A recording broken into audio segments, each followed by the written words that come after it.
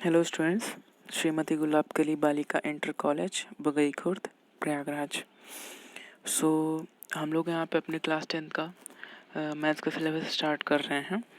हमारे सबसे first chapter जो आता है रियल नंबर। ठीक है, रियल नंबर में हमें 2-3 प्रमेय पढ़ने हैं। ठीक है, तो बहुत बड़ा चैप्टर नहीं है, हम इसे जल्दी से कंप्लीट कर लेंगे। हाँ, लेकिन रियल नंबर के साथ आपको कुछ बेसिक कॉन्सेप्ट आने चाहिए, जैसे आपको नेचुरल नंबर, इंटीजर और होल नंबर मतलब प्राकृत संख्या, पूर्ण संख्या, पूर्णांक, ये सारी चीज़ें आपको बेसिक नॉलेज होना चाहिए। आई होप कि आपको ये सब पता होगा। अगर नहीं पता है तो आप क्लास 9th के फर्स्ट चैप्टर से इसकी छोटी छोटी परिभाषाएं आप पढ़ लीजिएगा, उसके बाद ही वीडियो देखिएगा। ठीक है, तो चलिए स्टार्ट करते हैं। हमारा सबसे पहला प्रमेय यहाँ पे आता है यूक्लिड विभाजन प्रमेय का। हाँ, इसे वैसे पढ़ने में नाम तो बहुत बड़ा नाम लग रहा है, अजीब सा, लेकिन ये बहुत सिंपल मेथड है, बहुत सिंपल है वो ये प्रमेय। तो हम इसे देखेंगे। जैसे यहाँ पे मैं इसे एग्जाम्पल से समझाता हूँ। जैसे आपने शायद 6th या 7th में, आई थिंक मेरे टाइम में था 6th-7th में, भाज्य बराबर भाजक गुणे भागफल धन शेषफल, तो समथिंग लाइक उसी तरह है। तो हम देखते हैं। जैसे यहाँ पे मैं एग्जांपल एक ले लेता हूँ। जैसे हमारे पास 5 चॉकलेट्स हैं। ठीक है, ये 5 चॉकलेट्स हैं। एक मिनट, मैं इसका वो चेंज कर लेता हूँ।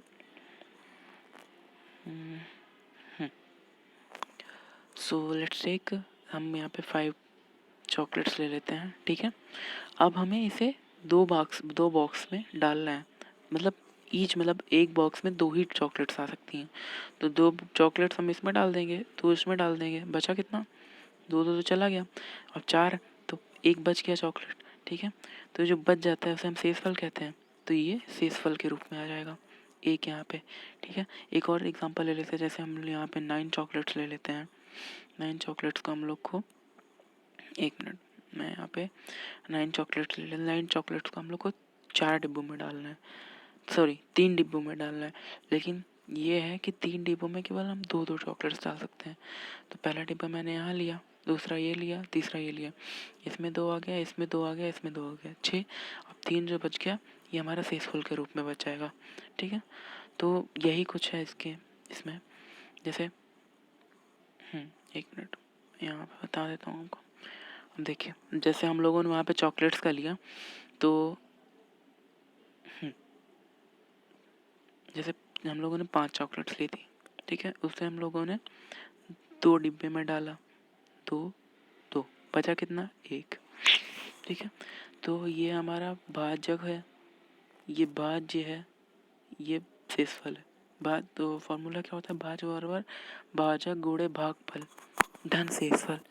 तो हम लोगों ने 5 चॉकलेट को 2 डिब्बे में डाला, तो हम इसको गणित के रूप में अगर लिखेंगे तो गणित के रूप में क्या लिखा जाएगा, 5/2।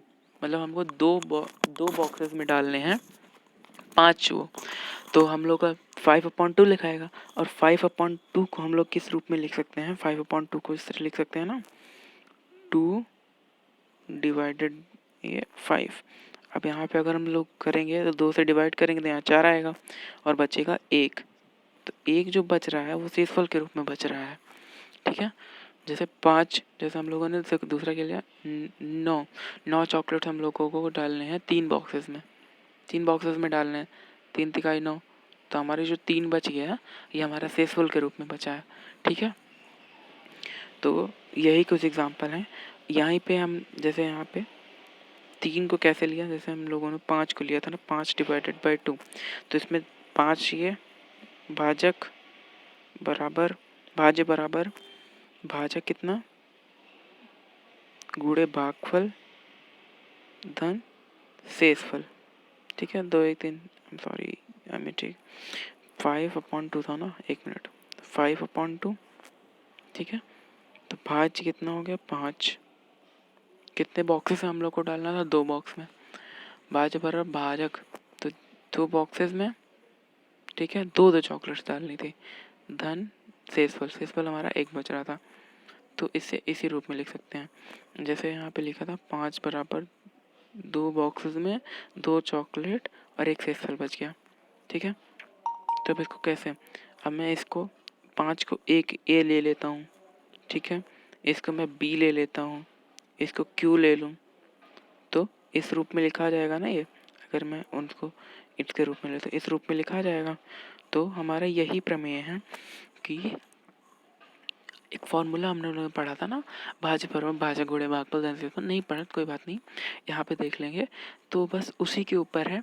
बस इसमें क्या है, इसमें हम लोग इस प्रमेय के जैसे अभी हम लोगों ने अभी तक हम लोगों ने एचसीएफ और एलसीएम कैसे निकाला था, ऐसे करके निकालते थे ना। यहाँ पे लेते थे, यहाँ पे फिर कॉमा लगा के ये, फिर 2 से डिवाइड, इस तरह करके अभी तक एलसीएम एचसीएफ निकालते थे हम लोग। लेकिन अब इसमें क्या करना है, इसमें हम लोगों को इस फार्मूले के बेस पे सारा HCl HCF ये सारी चीज़ें निकालनी है। ठीक है, तो हम उसे आगे देखेंगे। तो यही है हमारा प्रमेय, बहुत टफ नहीं है, ईजिली हो जाएगा। तो बस यहीं पे ये पढ़ लीजिएगा। और यहाँ पे जो Q है भागफल है, R शेषफल के रिमाइंडर के रूप में दे रखा है। और ये जो लाइन है, 2 धनात्मक पूर्णांक पूर्ण संख्याओं यथा C तथा D, जहाँ C is greater than D का HCF महावर्तक है, उसे हम आगे देखेंगे। जैसे यहाँ पे आप कुछ चरण होते हैं, इसे आप देख लीजिए। जैसे स्टेप फर्स्ट है, C और D के यूक्लिड विभाजन प्रमेयिका का प्रयोग कीजिए। इसलिए हम ऐसे Q और R ज्ञात करते हैं कि C बराबर DQ प्लस R, जहाँ पे R जो है D से छोटा है और 0 से बड़ा है। ठीक है, ये स्टेप बस आपको देखने के लिए है, बाकी हम इसे आसानी से करेंगे। यदि R इज इक्वल्स टू 0, हम इस प्रमेय को आपको क्वेश्चन के तहत से समझाते हैं। तो ये प्रमेय हम एक एक स्टेप देखते जाएंगे जैसे जैसे क्वेश्चन होगा। जैसे हम लोग यहाँ पे फर्स्ट क्वेश्चन अपना देखते हैं। जैसे निम्नलिखित संख्याओं का HCF ज्ञात करने के लिए यूक्लिड प्रमेय में प्रयोग कीजिए। ठीक है, अब जैसे पहला क्वेश्चन है 135 और 225। ठीक है, तो हमारा फर्स्ट प्रमेय अब यहीं से देखिए, हमारा फर्स्ट लाइन क्या है, क्योंकि 225 ग्रेटर देन, तो यूक्लिड प्रमेय एल्गोरिथम का प्रयोग 225 और 135 में करने पर हमें प्राप्त होता है ये। ठीक है, अब हम अपना फर्स्ट स्टेप देखते हैं क्या था।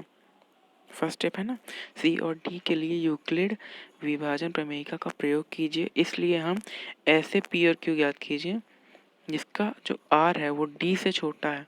ठीक है, आर जो है डी से छोटा। ठीक है, तो ये जो छोटा वाला होगा उसे हम भाजक के रूप में लेंगे, भाजक बराबर भाजक गुणे भागफल। ठीक है, उसे भाजक के रूप में लेंगे, और जो हमारा बड़ा नंबर है उसे हम भाज्य के रूप में लेंगे।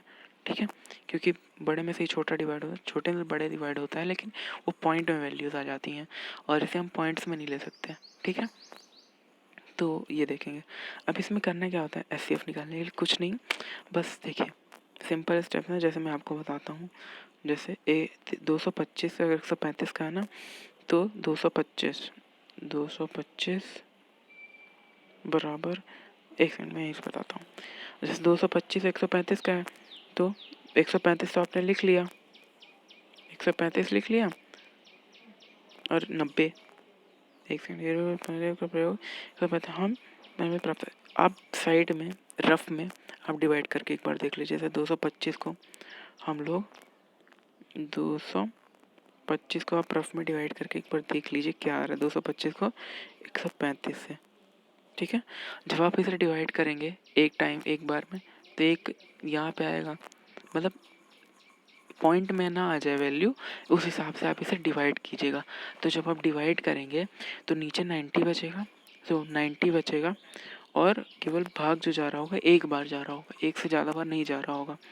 तो आप उसे डिवाइड करके देखिएगा, तो जो आएगा उसे एक से मल्टीप्लाई कर दीजिए, जितनी बार से डिवाइड हो रहा है। बस पॉइंट ये देखना है कि पॉइंट में ना आ जाए वैल्यू। ठीक है, उतनी बार डिवाइड करेंगे जितनी बार पॉइंट में ना आ जाए वैल्यू। तो यहाँ पे हम लोग केवल एक बार ऐसा कर सकते हैं कि डिवाइड करें तो जो वैल्यू आए वो मतलब एक ही आ रही है, मतलब पॉइंट में ना आए वैल्यू, तो एक ही बार हम उसे डिवाइड कर सकते हैं। तो ये लिखा। ठीक है, 1 से डिवाइड किया तो 90 बचा होगा शेषफल, तो शेषफल जो 90 बचा उसे हम लोग यहाँ लिख देंगे। ठीक है, अब करना क्या है, अब ये जो 135 है उसे आप यहाँ लाइए, 90 यहाँ लाइए, फिर 90 135 को 90 से डिवाइड कीजिए। 135 को जब आप 90 से डिवाइड करेंगे तो वो भी एक ही बार जाएगा, क्योंकि दोबारा दो बार जब आप करेंगे तो 90 दूना 180, तो 135 से 180 से कम है, तो पॉइंट में मैंने बोला नहीं जाना चाहिए, तो एक ही बार जा रहा है, तो हम लोग इसे यहाँ पे एक ही लिखेंगे और ये 90। ठीक है, और जो शेषफल बचा होगा वो 45। अब फिर आपको क्या करना है, फिर 90 यहाँ लाइए और 45 को यहाँ लाइए। ठीक है, अब 45 को आप 2 बार डिवाइड करेंगे तो सीधे आ जाएगा 90। तो इसलिए जब शेषफल 0 हो जाए, जहाँ पे शेषफल जो है 0 हो जाए, क्योंकि शेष शून्य है, इस प्रक्रिया को यहीं रोक देते हैं। अतः जो हमारा SCF आ गया वो 45 आ गया। जिस स्थिति में शेषफल 0 हो जाए वहीं पे जो भाजक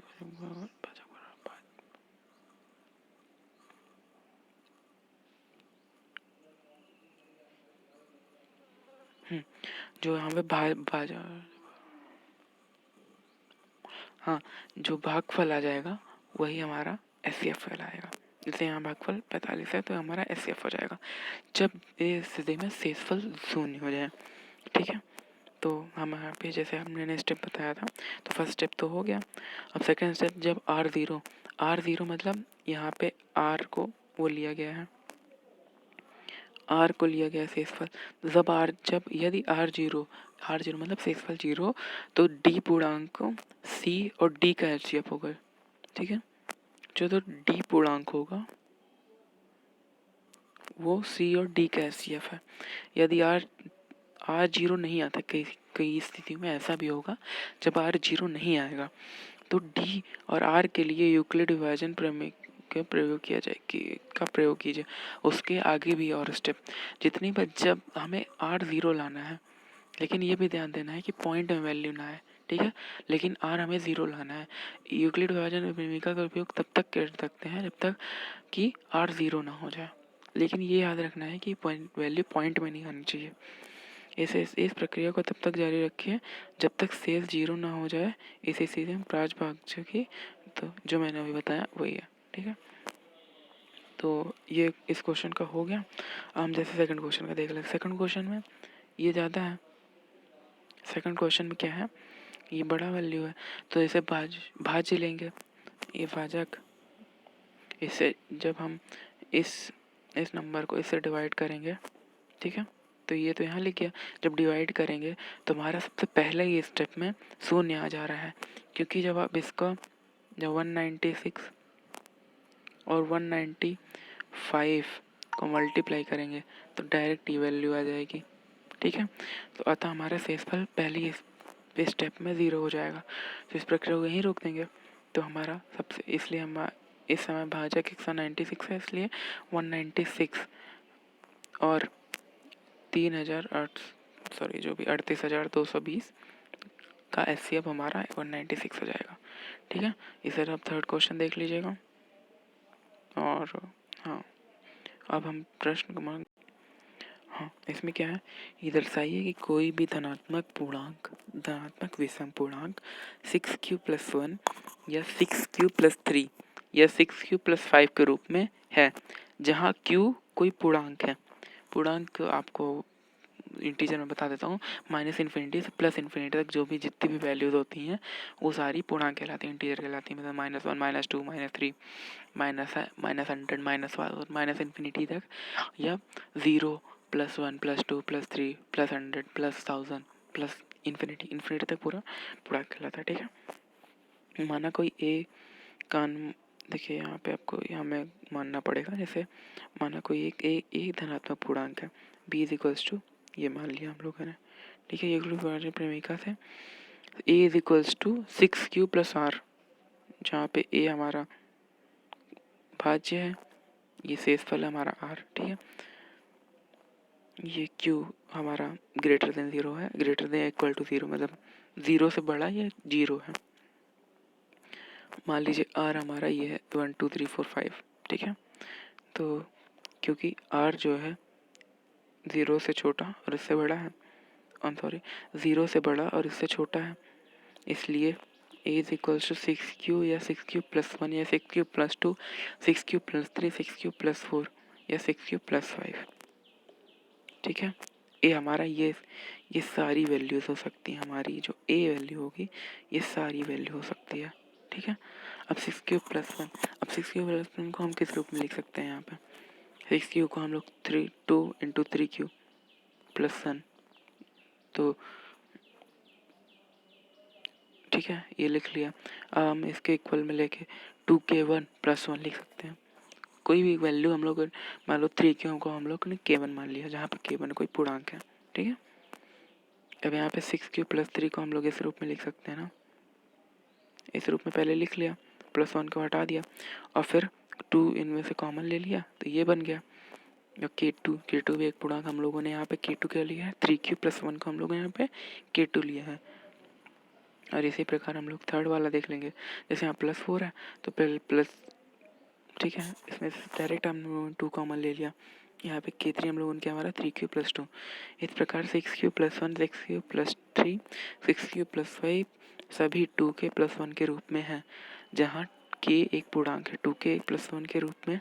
देखिए जैसे k1 हो गया 2k1+1, 2k2+1, 2k3+1, मतलब 2k+1 के रूप में लिखा जा सकता है, जहाँ k एक पूर्णांक है, इसलिए 6q+1, 6q+3, 6q+5 सभी 2 से विभाजित नहीं है, 2 से विभाजित नहीं होंगे, क्योंकि 2k है, ये तो 2k तो विभाजित हो जाएगा, लेकिन +1 कर दिया ना, 2 जब आप कॉमन लेंगे तो 1/2 आ जाएगा, इसलिए वो 2 से विभाजित नहीं है। इस प्रकार ये सभी विषम पूर्णांक हैं और इसलिए कोई भी धनात्मक विषम पूर्णांक 6q+1 या 6q+3 या 6q+5 के रूप में का होता है। ठीक है, तो हम लोगों को यही से दिखाना था कि विषम पूर्णांक है। ठीक है, हाँ, बस हम लोगों को विषम पूर्णांक प्रूव करना था, तो हम लोग ये प्रूव कर देंगे ना कि ये 2 से विभाजित नहीं है, क्योंकि विषम पूर्णांक वही होते हैं जो 2 से विभाजित नहीं होते, तो 2 से विभाजित नहीं है, बस वही प्रूव करना है, इसलिए हम लोगों ने यहाँ पे ये सारी वैल्यूज़ ली थी।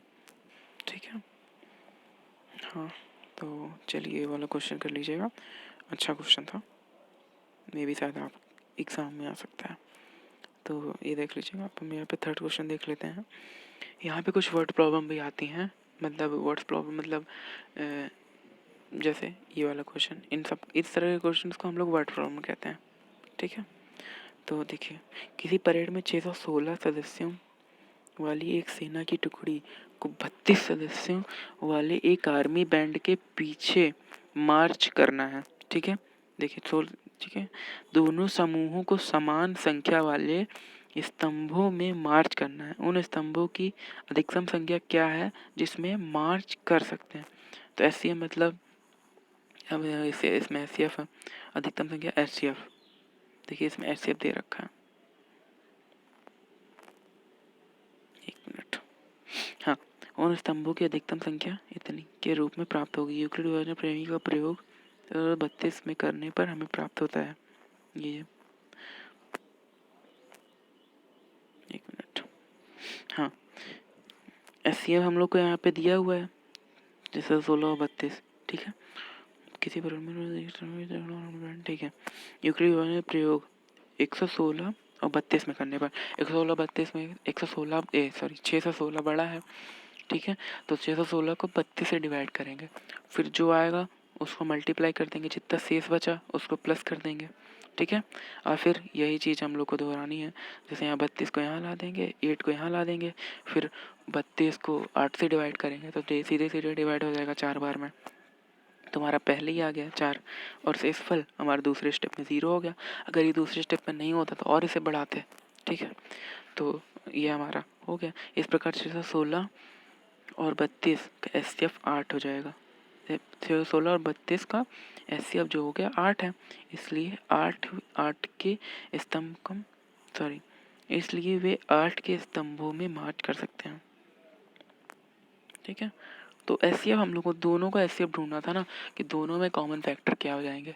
ठीक है, तो हम लोग इसमें कॉमन फैक्टर निकालने के लिए यूक्लिड विभाजन प्रमेय का प्रयोग किया है। हम लोग अगर एग्ज़ाम में डायरेक्ट SCF निकाल के आ जाते तो उसमें नंबर कट जाते हैं हमारे, इसमें हमें इसलिए हमें इसमें यूक्लिड विभाजन प्रमेयिका का प्रयोग करना है। आपका टेंथ में जब भी एचसीएफ वगैरह निकालने के लिए आएगा आप यूक्लिड विभाजन प्रमेयिका का ही प्रयोग करेंगे, क्योंकि आपका एचसीएफ नॉर्मल एचसीएफ तो हम लोगों ने 8th और 7th में भी सीख चुके हैं।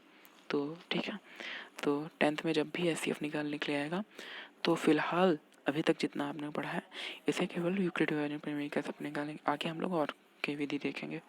ठीक है, तो चलिए हमारा last question of the day, तो ये देख लेते हैं। यूक्लिड विभाजन प्रमेयिका का प्रयोग करके दर्शाइए कि किसी धनात्मक पूर्णांक का वर्ग किसी पूर्णांक m के लिए 3m या 3m1 के रूप में होता है। ठीक है, अभी हमें यही यहाँ प्रूव करना है ये सब चीज़। तो इसके लिए हम लोग सबसे पहले मानते हैं, माना कोई धनात्मक पूर्णांक a है, माना कोई b है। यूक्लिड प्रमेयिका के लिए सेम उसी तरह का क्वेश्चन है जैसे हम लोगों ने अभी पहले किया था, तो इसे आप कर लीजिएगा, फिर मैं एक बार कर देता हूँ आपके लिए। तो इसे आप एक बार बिना देखे करिएगा, ठीक है, बिना देखे करने का प्रयास करिएगा, नहीं होता तो फिर आप सॉल्यूशन देख लीजिएगा। सेम वैसे ही है जैसे अभी हम लोगों ने ऊपर वाला क्वेश्चन किया था, एक ये वाला इसी के रूप में हमें यहाँ पे इसमें भी प्रूफ करना है। ठीक है, तो आप ये कर लीजिएगा और हमारा नेक्स्ट वीडियो जल्दी आएगा। So thank you.